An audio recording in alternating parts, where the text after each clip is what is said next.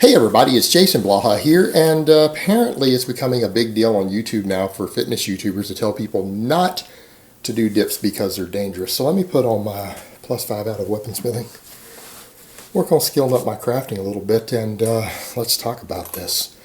Alright, dips. Dips can be a dangerous exercise. There's a couple of ways in which dips can be dangerous, and I'll get to that in a minute. So people would say, well, why would anyone do them? Well, because quite frankly, they can be performed safely. They are, for overall strength and development, one of the best exercises. Dips are basically like squats for the upper body. All right, because any exercise that moves your body through space has the potential to recruit more total muscle fibers.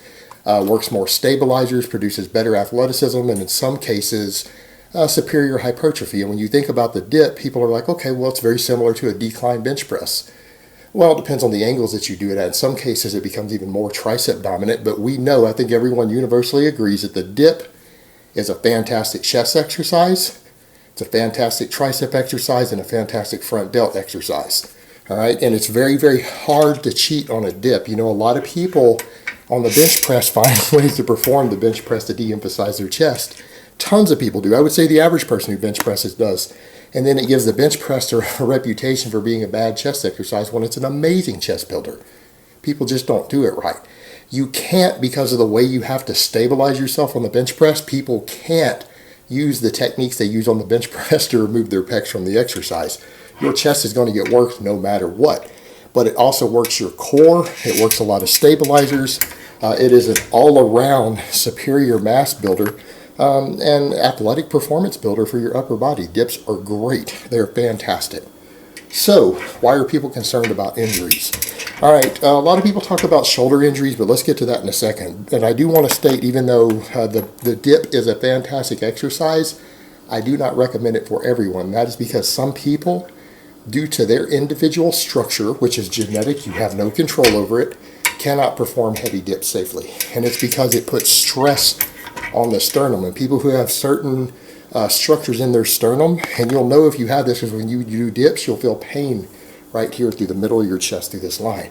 If you feel pain there when you're doing dips, you are structurally not built to do them, and if you continue to do them, you risk actually fracturing your sternum. And this has happened to over a dozen people out there, if not more. In fact, I've known of someone, I've mentioned this before, and had a subscriber come in the channel, said they were one of those people. They have actually cracked the cartilage in their sternum by doing dips. But if you feel pain in your chest when you do dips right through here, don't do them. You're just not built to perform the exercise. You're not built to perform it. Now, the concern a lot of people have is because dips, unlike other exercises, allow for a longer range of motion. You know, normally I tell everyone you need to perform exercises through the full range of motion. So that's so that muscles get worked correctly. They get worked fully. It produces the most strength, everything else. Most strength, most development. There are benefits to moving a weight further or to work a muscle through its fullest range of motion. Unfortunately, because dips, you can drop all the way down between the bars, there is no safe way to stop your range of motion. Meaning you can extend beyond the muscle's actual range of motion and extend the shoulder joints deeper than they're really intended to go under load, under any sort of weight. With a bench press, that's impossible. Even people who say, well, I have long arms or whatever, that's bullshit. When people tell you that, they're not teaching you to bench press correctly. It's because people with really long arms can get hurt on the bench press by doing the exercise wrong. People who feel pain in their shoulders with long arms on the bench press, you don't know how to bench press. No one's taught you the correct way to do it. You're doing some stupid, weird bodybuilder shit that gets people hurt. And if you have long arms, incorrect bench press technique is actually more dangerous for you. So that's the reason some guys are like, I can't go all the way down on the bench, it hurts my shoulders with my long arms. You're not performing the exercise correctly. When it's done correctly, your chest will stop you from coming down too far. Your chest and the bar contacting it down here on your lower chest will prevent the bar from going deep enough to injure your shoulders. It doesn't allow for that range of motion of the shoulder joint that goes deeper than the chest normally gets engaged in. And that's the whole point. When you go so deep that the chest loses support, it's a problem. Now, that can happen with dumbbells, but it's very, very difficult also because, again, even when if you're doing them correctly and you're here like this, not out here like this. Now, you do dumbbells out here like this, You know, when they're flared all the way out like you see jackasses do, that's how you get pec tears like Devin Physique. All right, that guy's a jackass who doesn't know how to perform the exercise. Ego lifting, bad range of motion, bad angles on dumbbell presses hurt people, but perform correctly, the same thing. The dumbbells are going to come down here. They're eventually going to hit your chest or shoulder. You can't go lower once the dumbbell hits you. I mean, you could, but you would have to turn them down to do it. It would be very, very difficult. Very difficult to do that. So when you look at these exercises, it's like, okay, there are physical stops in place. When you perform dips, there isn't always a physical stop in place until your shoulder hits the bar. But when you get that low, and you can't always do that because the V-angled ones allow you to go even deeper, all right? But even then, if your shoulder hits the bar, obviously you've gone deep enough that you are risking hurting your shoulder joint. And that's because, again, when you look at the dip, you know, the bench press, even the decline, you're down here. Dips allow you to go even deeper. But here's the thing. You can learn to perform dips in a way to where that's not a risk. Quit taking sets to failure. Quit trying to dip with weighted dips, weights that you're not capable of lifting through the normal range of motion. Just like on a bench press, what I tell people all the time, when you perform partials and you lose that range of motion, the strength, eventually the weight's going to drop down, like people who stop 3-4 inches from their chest. Eventually, you're going to fail a heavy rep, and that bar is going to come down and something's going to tear because you haven't trained the bottom of the range of motion. Dips are the same way, other than you're not meant to put that range of motion at the deepest you can go under load. It can eventually tear stuff in your shoulder. All right, with dips, the same thing could happen. You're trying to lift a weight you're simply not capable of lifting.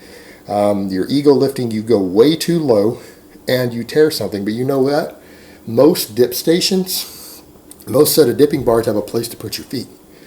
And if you know your feeling and you know your body on the exercise, you will know, oh, I'm about to fail this rep. Let me kick my feet out and catch myself on those stoppers. There are usually plates or bars to catch your feet. And if you're not sitting here taking reps to failure, it isn't going to be an issue. It's not going to be an issue at all. But it is going too low. And what you can learn to do, video yourself, going down to the point to where you start to feel a certain stretch here in the shoulder. When you feel this start to stretch, you know you're starting to get on the edge of going too low. Look and see where that is so you can get a camera. And what you're going to find most of the time, you don't get that negative feeling in there, that painful feeling in your shoulder, until your elbow reaches the shoulder joint. And if you stop just short of that, when you look in the mirror and compare it, you're going to find that you're actually going slightly deeper than on a decline bench press. All right, so you're actually going deeper than a decline bench press without actually having to hit that point to where your shoulder hurts. Learn to get that feeling so that you can tell where that tension is and do the range of motion to that point. Learn to feel that spot and know when to stop. Know when your normal bottom is, your safe bottom on the dip. All right, that will help tremendously. You just learn to do these things by feel. And some people say, well, that's dangerous. Yeah, maybe, but if you're not taking sets to failure, which you shouldn't be on big, heavy compound movements, you shouldn't be training to failure. Save that for the fluff exercises, not the big strength builders. All right, use tonnage and workload to build your size, not muscle failure with that stuff. And if you do that correctly, you're not going to be at risk of that happening, number one. So it's ego lifting, trying to lift weights that are too heavy for you. Trying to take sets to all-out exhaustion on an exercise like that has an injury potential. That's how people get hurt.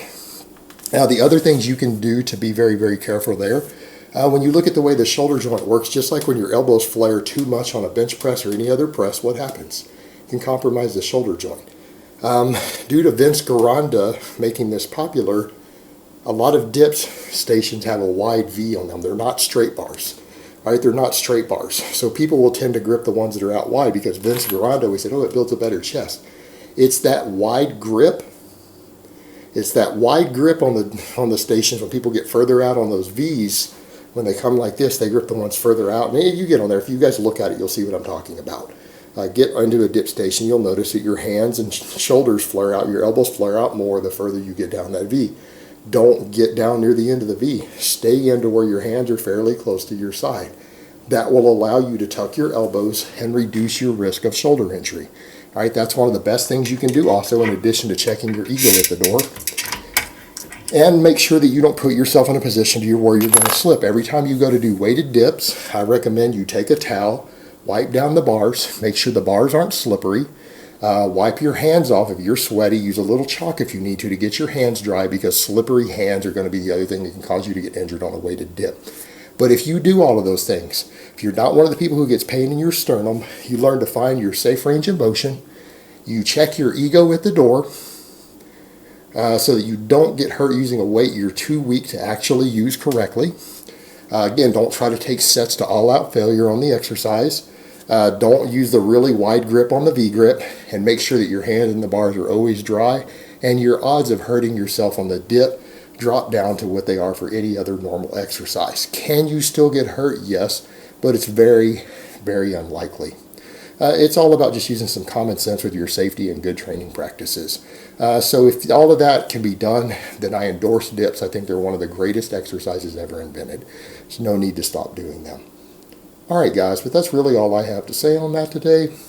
I hope it's been informative, and I will talk to you guys next time.